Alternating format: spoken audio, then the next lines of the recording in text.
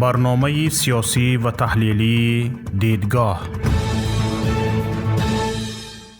سلام بینندگان محترمی برنامه تحلیلی دیدگاه. شوکتی محمد با شما هستم. امروز در برنامه درباره کروپسیه و به باطلاق فساد غوطه خوردن حکومت تاجیکستان صحبت میکنیم. با ما باشید تا همراه بفهمیم که این فسادکاران کی بودند. ترانسپرنسی اینترنشنال یا خود حرکتی بین المللی ضد فساد ایندکس نوبتی فساد کروپسیون پرسپشنز ایندکس را نشر کرد. تاجیکستان به مثل 2 سال پیش از 100 بال امکان پذیر همگی 25 بال کسب کرد که سطح خیلی بلند درک کروپسی را نشان می‌دهد. در ایندکس ترانسپرنسی اینترنشنال کشورها از روی جدولی از 0 تا 100 امتیاز بهاگذار می شوند. نشان دهنده 0 سطح بلندترین رشوه‌خواری و 100 میزان پسترین کروپسی یا خود جای نداشتن کروپسی را نشان می‌دهد.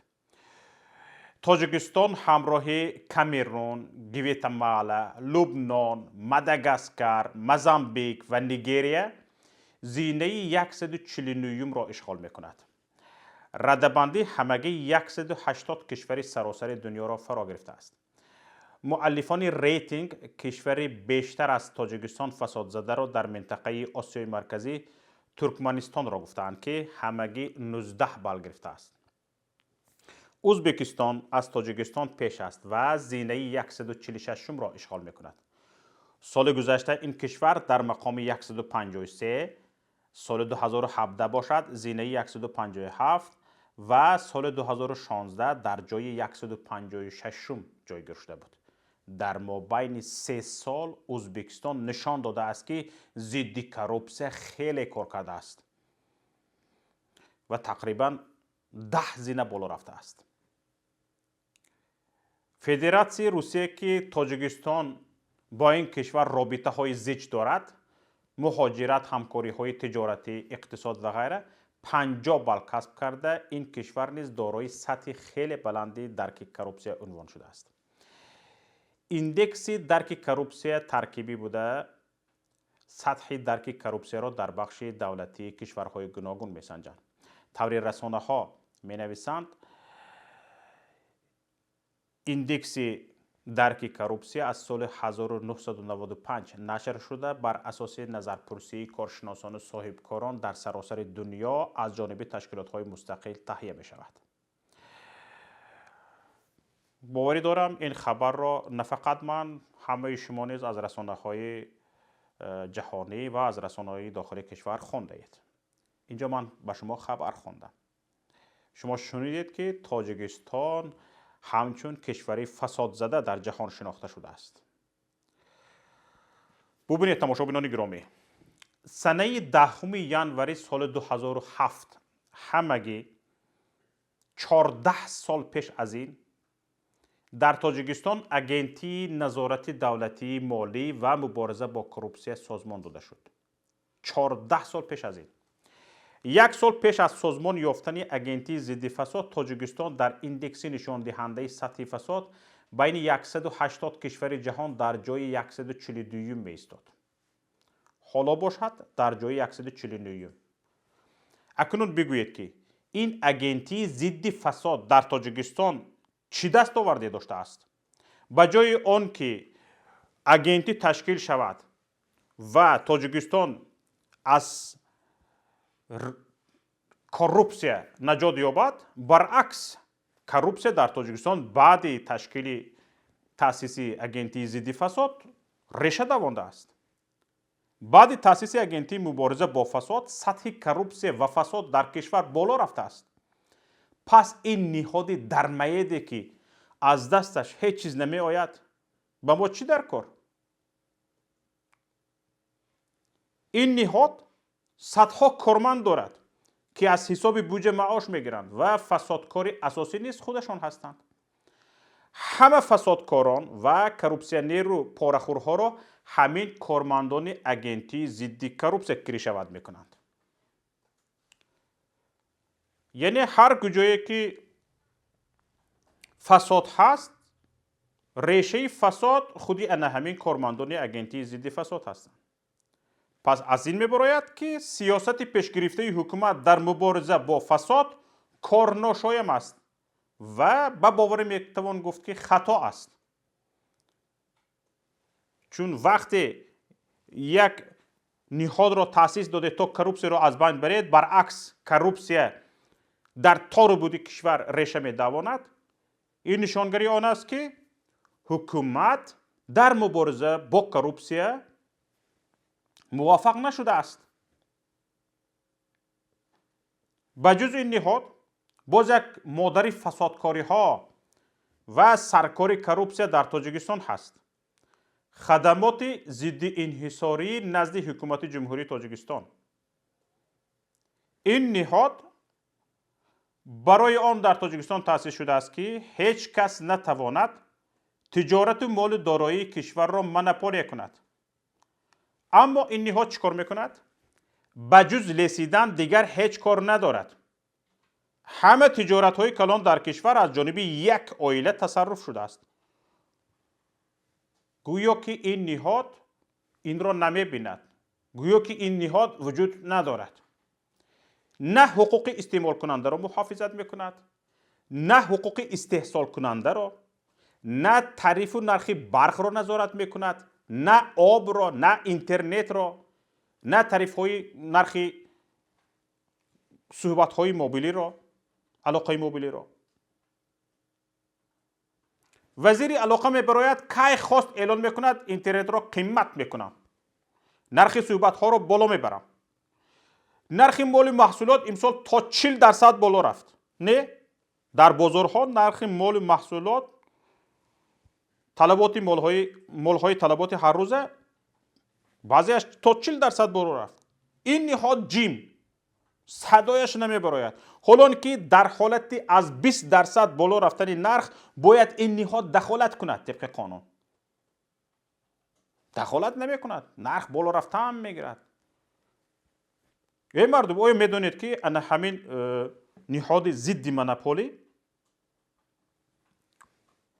باید نرخ را در کشور نظارت برد، با تجارت ها نظارت برد تا اینکه یک نفر همه را از خود نکند. ببینید نرخ بلیت هواپیما تا 100% نسبت نرخ کشورهای همسایه قیمت است.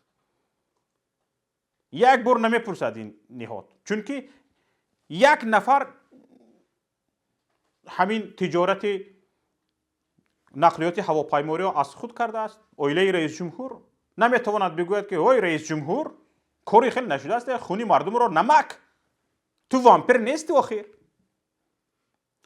به خاطر حفظ حقوق استفاده برنده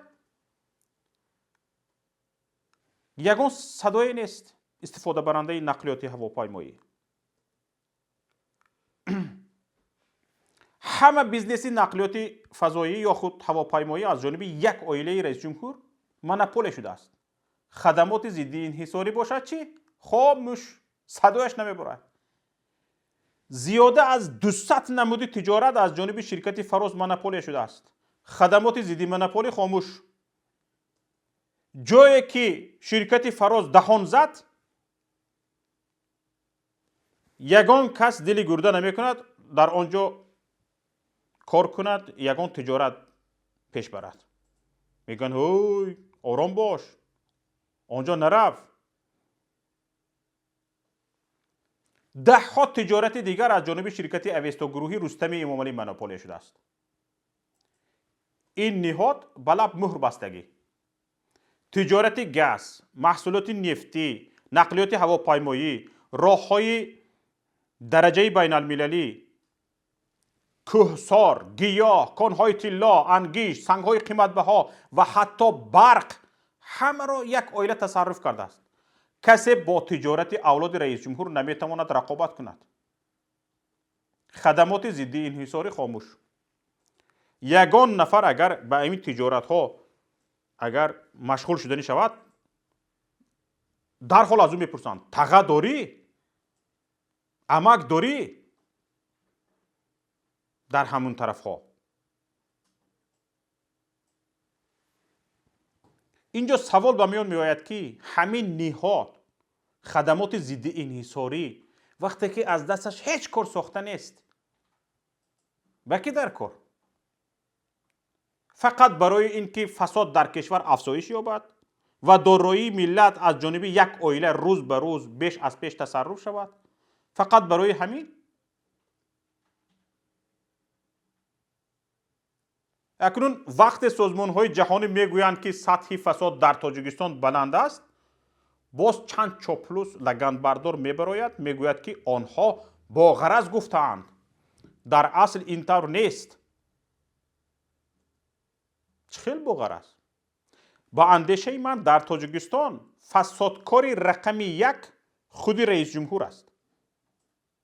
چرا؟ دقت دهید تماشاگران گرامی. در جمهوری تاجیکستان ده ها انشاءات هایی که با لنتبوری امام علی رحمان افتتاح شده اند عین حال فرسوده و بیکار خوابیده اند. چقدر به این انشاءات ها مبلغ مصرف شده است؟ اون هم باشد مبلغ های با خون جگر به دست آورده مردم و از حساب بودجه. مگر رئیس جمهور گرنگ است که نمیداند بعد رفتنش تقدیر این انشاءات ها چی خواهد شد؟ میداند.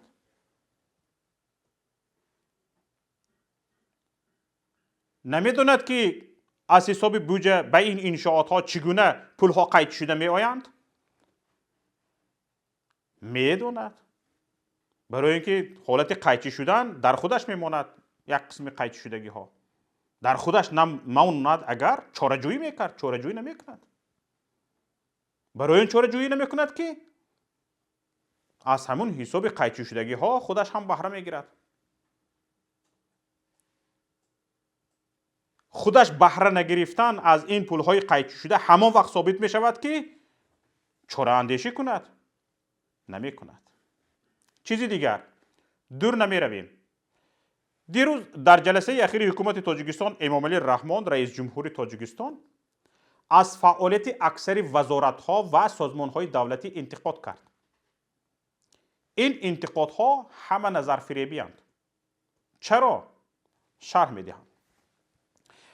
در خبر گفته می شود که امام علی رحمان در همین جلسه دیروزه برای بررسی فعالیت وزارت ها، سازمان ها و ادارات دولتی در سال 2020 پس از شنیدن گزارش قاهر رسولزاده نخست وزیر و وزیران رئیسان کمیته های دولتی از فعالیت وزیران صناعت و فناوری های نوین، معارف و علم، عدلیه، کشاورزی، حمل و نقل، فرهنگ، تندرستی و حفظ اجتماعی اهالی، دادستانی کل، کمیته دولتی مدیریت اموال و سرمایه گذاری، بانک ملی، اداره اویت شهروندی، شرکت دولتی برق تاجیک و اگنتی دولتی سقوط اجتماعی و نفقه انتقاد کرده است. یگان نهاد صحت سلامت ماند همه را رئیس جمهور کوفت است. گویا که با وجود همه این انتقاد و داد و وای در پایان این نشست هیچ تغییرات کادری در ساختار حکومت و اداره و سازمان ها اعلام نشد.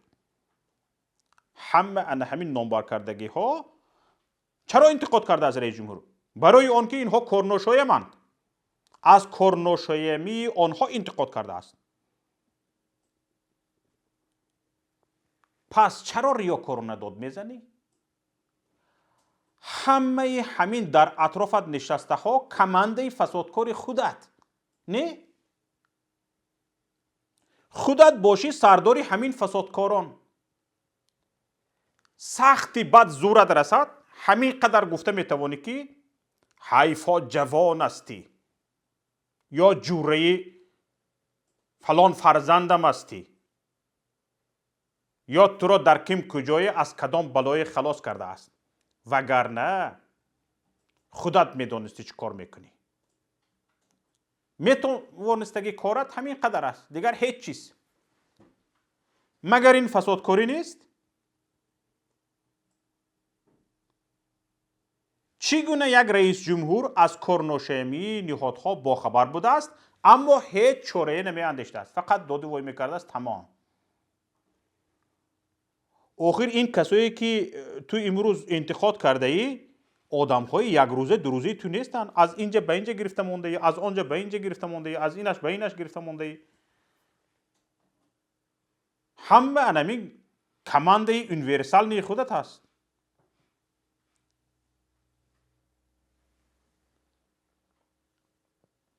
چیزی دیگر تماشاگران گرامی، امروز رسانه‌ای شد که پلاتی پایانی پارلمان تاجیکستان فرمانهای پرزیدنت را درباره تعیین میرحیات یعقوبزاده و فردوس طالبزاده به وظیفه معاونان رئیس بانک ملی جمهوری یک دیلانه و بدون بررسی تصدیق کرد. تماشاگران خودتان بگویید وقتی قرار رئیس جمهور در پارلمان بدون بررسی تصدیق می شود مگر نشان فساد نیست؟ اگر وکیلان پارلمان مسئله را بررسی نکرده تصدیق میکردگی باشند، همین شاخه حاکمیت پارلمانی فسادکار چه لازم است؟ به کی در کار است؟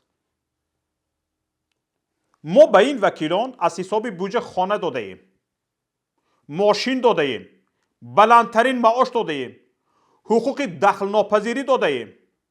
با همین قدر امکانیت و ایمونیتت که به اینها داده شده است، اینها که وظیفهشان بررسی کردن مسئله است، بدون بررسی یک دیلانه هر چیزی که از جانب رئیس جمهور آمد جانبداری میکردند.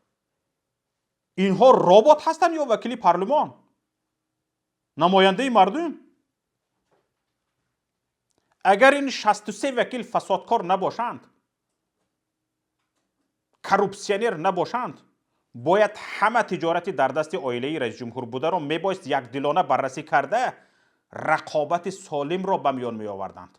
انا این را یک دیلانه می کردند تا هر کسی مهارت و استعداد کارهای بزرگ را دارد، خواه از نزدیکان رئیس جمهور است، خواه از دوردستترین دهه کشور، حقوق برابری تجارت داشته باشد و دسترسی به مال ملک کشور داشتگی باشد.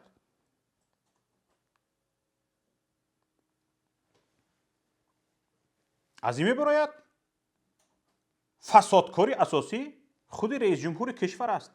این است که گپش و کماندش نمیگذارد، نمیتواند بگوید که فسادکاری نکنید، چون با همراهی کماند اینها فسادکاری میکنند. این است که یک کشوری عزیز و محبوب ما تاجیکستان همیشه بدنام است، کشوری فساد زده نام برده می شود. تماشاگران گرامی، به خاطر آن که از موضوع اساسی دور نرویم، میخواستم اینجا به یک مسئله داغ دقت شما را جلب کنم. این هم باشد فساد در ساحه معارف.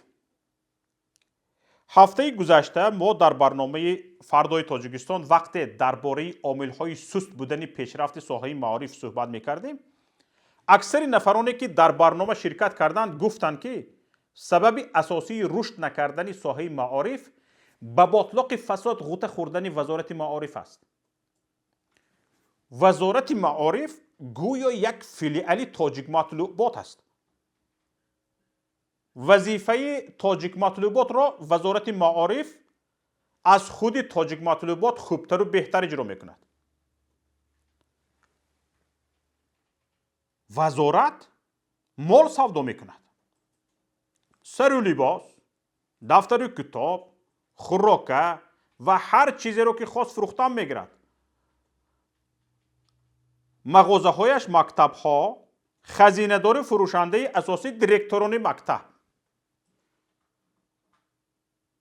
حتی یادتان باشد سابق وزیر معارف اعلان کرده بود که نزد وزارت معارف کارخانه استحصال پایافزال می سازد. همین خود فساد نیست چی است؟ کروپسیون نیست چی است؟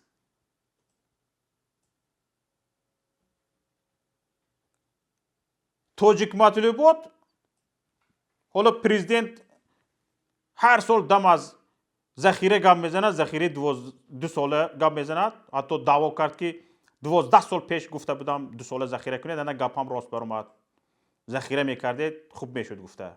حالا در این باره ما گپ میزنیم در برنامه ها، نصیب باشد. وقتی تاجیک مطلوبات سیرش فاش شد که هیچ چیز ذخیره ندارد، هیچ چی ندارد، یگان چیز به فروش ندارد به مردم. همه انبارهایش خالی است، اما انبارهای وزارت معارف پر است. سر لباس تخت کرده موندگی برای خوانش سال آینده 2021-2022 تیار. حالا کمتر امروز سر را پرزیدنت در برآمدش فاش کرد. گفت که امسال ما با مال داخلی مردم را به سر لباس خواننده ها را تامین میکنیم. گفت و شنید رفته ایستاده است. همین طور انکنون کمیته انداز، درباره کمیته انداز حاجت گپ هم نیست. نامی همین کمیته رو اگر کمیته گدایان گلستوکدار گوییم هم خطا نمی شود. اکثریت فسادکاری با دست کارمندان انداز به اجرا می رسد. به خاطر زیاد بودن نامگوی اندازها سر انداز سپرنده گرنگ می شود. این را حکومت حتی رئیس جمهور می داند.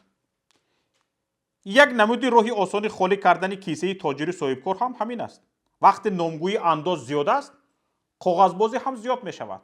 کاغذبازی بیروکراتی که زیاد شد، عیب یافتن و پاره طلب کردن هم آسان می شود.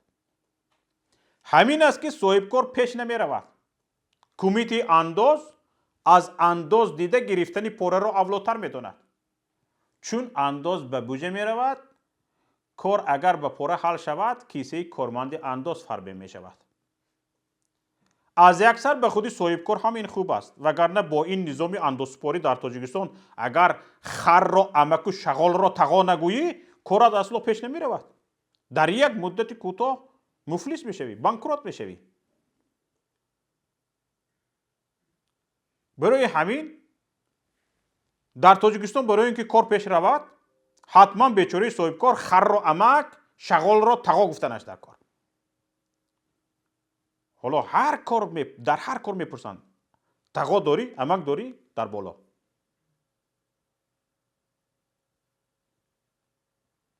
اگر همین طور دوام داده رفتن گیریم، میبینیم که وجود این حکومت فساد است. همه نهادهایش کروپسیا چنان ریشه دوانده است که تا اگر یگان اصلاحات کلی به میان نآید، اصلا از این فساد جای خلاصی نیست. خلاص شده نمیتوانه.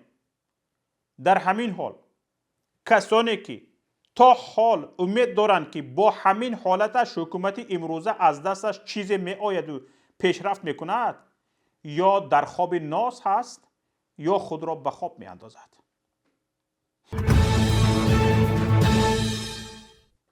تماشابینان گرامی، اینجا پایان برنامه امروزه ماست. تا برنامه های دیگر، الله نگهبان.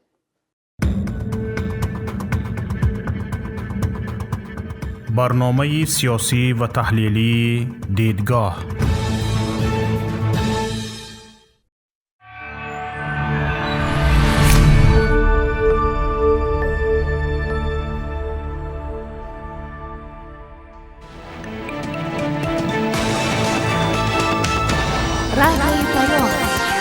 در فضای سیاست صدای جدید. رادیوی پیام. علم، فرهنگ، نوید. رادیوی پیام. مشورت، بحث، گفت و شنید.